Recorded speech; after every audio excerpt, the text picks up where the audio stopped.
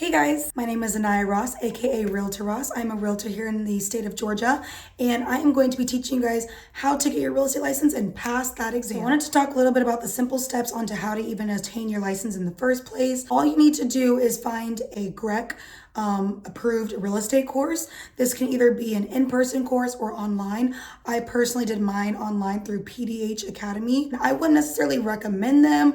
I would not recommend them. It's definitely a self-paced, self-starter, self-taught course. So if that's more your style, definitely recommend them. If not, I would try maybe going on to the Real Estate Commission or the Georgia MLS and seeing what products that they have available. But you're going to need to first buy the course. This is going to be your 75-hour classroom training where you're going to essentially learn a little bit about the business, the laws, the math, legal terms and descriptions, just everything that you can soak in about real estate. Now, like I had mentioned earlier, depending on if you are a self-paced, self-starter, or more classroom taught and you would like to walk through the instruction, the course that you choose is really going to be specific and individualized to you and how your learning style is preferred. I would always recommend to people that if you do choose a course, make sure that it does have a refundable option on it in case you do not pass your real estate course. The test is not very easy, but these courses do pride themselves on giving you lots of great information and being able to pass you. So definitely work with one of the real estate courses that literally give you a refundable guarantee if you do not pass your exam. And I also wanted to mention, in case you are somebody that was interested in having your license in 2 different states, make sure you look at their reciprocity laws. Some states will allow you to take the course and the test and get licensed in this state, and then that's able to almost translate over to another state, but that same state might not apply to the other state. Now, a little bit about the setup of the real estate course. Whenever you decide which one that is best for you, understand that you're going to have your 75 hours of class time. If you decide to do it into a state that's not Georgia, the hours are going to differ. I believe like in Texas, it's 150. It just kind of differs. But in Georgia, it's going to be 75 hours. You're going to have your 75 hours of class time that goes over, what is real estate, what is real property, liens, deeds, taxes, all of that good stuff. It's going to give you a test at the end of your 75-hour license. You have 2 attempts to pass that test. The first attempt, it doesn't penalize against you. If you do not pass the second time, you have to restart the entire course all over again. Now, once you pass your in-course test, you are now eligible to apply to take the state test. The state test is how you actually obtain your license. That is the test that a lot of people struggle with. And of course, I'm going to give you some tips on how to pass. Now, these tips that I'm about to give in terms of study habits and test prep work for both the course test as well as the state test. But of course, I want to talk more about the state test because that's how you actually obtain your license. Now, with the state test, you can retake it as many times as you need. I personally had to take mine 3 times. And y'all, I'm not going to lie, the test is no joke, but that's not to discourage you. That's to prepare you for what's going to be on the test. I cannot speak specifically about what is on the test, and I took it a little over a year ago, so I probably wouldn't know anyways.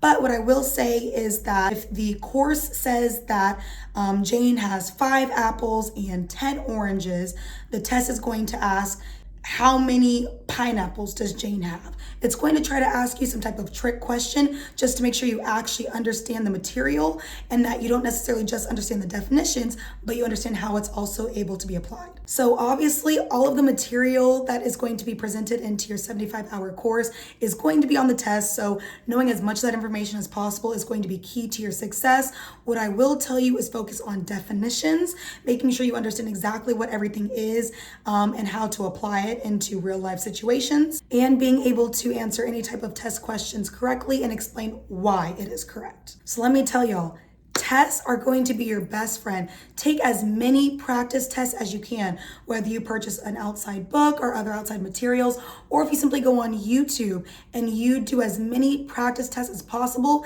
That is going to help you so heavily. It's going to help you understand the test. It's going to help you understand how to problem solve, how to answer the questions, and really just get a good grasp of the information that you're going to need to know before entering into your test. Now, I did purchase outside study materials. I purchased a real estate book as well as a online real estate extra study course. But what I will say that helped me the most out of anything is going online and using Prep Agent. He absolutely did a great job of explaining concepts and had really great test prep questions.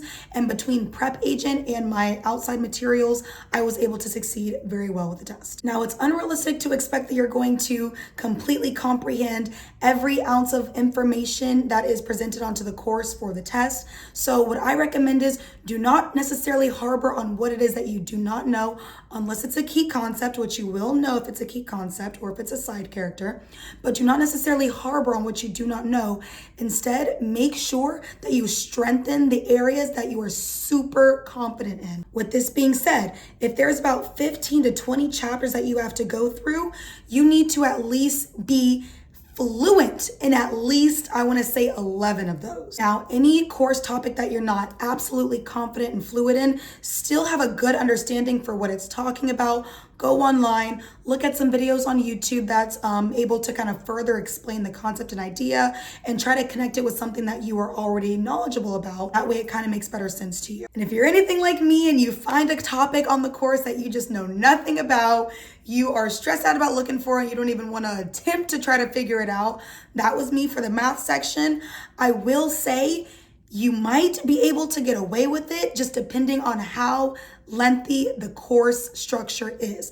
Every chapter is going to have different amounts of information. So if it's a chapter with 5 courses versus 10 courses, obviously the one with 10 courses you need to know. But if it just has 5 different sub-chapters within the chapter, you can kind of lay off a little bit. I hope that's not bad advice, but this is what I personally did. So I was fluent in about 11 of those. The other 8 I was pretty knowledgeable about. And there was one, AKA the math section, that I was just like, I know nothing. So I know I'm probably gonna get it wrong, but I am so fluent in all the other ones that that's gonna compensate for my grade. And just a general information about the test overall. I'm not too sure exactly how many questions there is. I think it's 150, but the first, let's just say 75 are going to be comprised of just overall basic real estate knowledge. Then you're going to have a specific section that is state specific. And then you're going to have another section that is purely just math, unless you are in California. California does not have a math piece. You must score, I believe, a 75 in order to obtain your license. And the test, I believe, is about $119. You can take it as many times as you need to pass, but you will have to pay that $119 every single time. Now, the last thing I want to touch on in terms of the test prep is going to be when you should take your test. Do not be discouraged if you fail your test the first time. That is okay. I know realtors who took it 10 times. Instead, if you fail it, make sure to schedule your test out a week later and then schedule that time in between. Just pure study. Grind it out as hard as you can. That's what I did, and that is the reason that I had passed my test the last time. I believe I had gotten like a 60 or a 50 my first time taking it. I felt really, really bad because I spent hours studying and I literally failed it so bad. And I feel like I knew nothing. And I took the test again about a month or so later and I got a 73. So I had obviously seen drastic improvement, but I had done slow, gradual study paces. But whenever I went ahead and scheduled my last test a week later, I crammed, I studied, I grinded, and because that information was still into my brain, I was able to pass my test with flying colors the third time, and it was almost as if it was just like second nature. So please do not wait long gaps of time before taking your test again. If you do have to take it again, please take it no later than a week, latest a week and a half if you do fail it. For all of my people that are interested in maybe being an investor or a realtor or an appraiser or a broker, I still recommend taking this test. If the course specific to your career path does not offer basic real estate information in terms of land, what counts as real property, all of that good information, please take this course. You need to be as knowledgeable as possible into this industry, into this business. This is fundamental information. And of course, the more you know, the more money you're gonna make. Now, I'm gonna tell you guys something that I wish people told me, and that is start prospecting for business during this stage. I don't care if you know nothing about real estate. I don't care if you don't take your test until May and it is January. Start prospecting now. I'm not saying market yourself as a realtor because that is against our code violations, but make sure that you are able to at least get your name out there. Say, hey, my name is so-and-so. I'm looking to be a realtor. I am getting my course prep started. And do you know anybody who's potentially looking to buy or sell within the next 3 or 4 months. The more people that know that you are a realtor is how your business is going to grow and flourish exponentially. And you're not going to be one of the agents like me that was stuck with, oh, what now, whenever I got my license. So prospecting while you are currently taking your course, taking the exam, is going to help you get into the business faster, make money faster, and not be like me to where I had to wait 6 months for my first sale. The last thing that I want to talk about within this specific segment is going to be signing with a brokerage. So once you find out you want to be a realtor, take your 75-hour exam, pass that in-course exam, pass the state exam, now you're ready to find a brokerage. Some people recommend prospecting before you pass your exam. To me, I personally say it's really up to your discretion.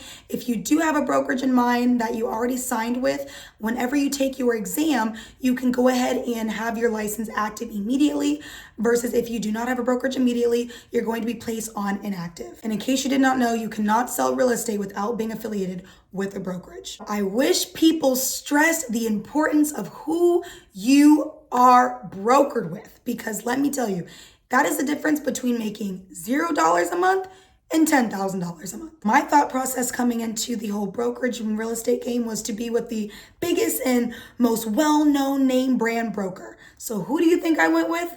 Keller Williams. Now, absolutely no hate to Keller Williams. There's people that succeed with starting off with Keller Williams, and there's people that don't. I just happen to be the person that did not. But depending on your skills, sales, techniques, and your work ethic, the brokerage that you choose is going to be crucial to your success. Signing up with a big brokerage is going to have both pros and cons. I'd say some of the best pros are going to be resources and name affiliation. And I'd say some of the biggest cons are going to be community and growth opportunities. Whenever you go with these big brokerages, you're working with the big dogs. You're working with people who make 5, 10, 12 sales a month, which you would think is a good thing in theory. But let me tell you something, in this business, no one's going to share the secret sauce on how they're making 10, 15, 20, $30,000 a month coming off of the gate. And that's why I personally didn't succeed, was because I did not understand the business. I didn't understand people weren't just going to give me the secret sauce. I didn't understand that I had to prospect for my own business. I didn't understand any of that stuff. I didn't have somebody to hold my hand and walk me through the processes and show me how to write and create contracts. So for me, a smaller brokerage was exactly what I needed. I'm currently with Weichert Realtors Prestige Partners. Now, Weichert is still a bigger brokerage. We have over 500 offices nationwide, but Weichert Realtors versus Keller Williams, those are on 2 different name scales. But for me, I was able to connect with a really great mentor who has helped me tremendously, a really great broker who is dedicated to one-on-one interaction and personal development and growth. So between those 2 aspects into my real estate career, that is what took me from making no sales my first 6 months to making a sale almost every single month for my first year. Please do research on these brokerages before you sign with one. Remember, they're not interviewing you. You are interviewing them. That is going to conclude today's video. Thank you so much for watching. I hope you found what I said helpful, and I hope you learned something today. And just know that you are one step closer into making a 6 to 7 figure income with real estate. I have provided my socials right here in case you were looking to follow and keep up with me for more. And if you love this course, please shoot me a review and share with your friends and family and help them be in the know about what all is going on with real estate so we can all make 2024 our year. I would love to connect with each and every one of you, so please feel free to reach out and connect with me on my Instagram. I promise I will respond. Until then, if you have any other questions or concerns, please feel free to shoot me a message or DM me and I will get back to you as soon as possible. Once again, I want to say thank you all so much for your time and attention into this course. I hope you have a wonderful day and a prosperous year. Realtor Ross out.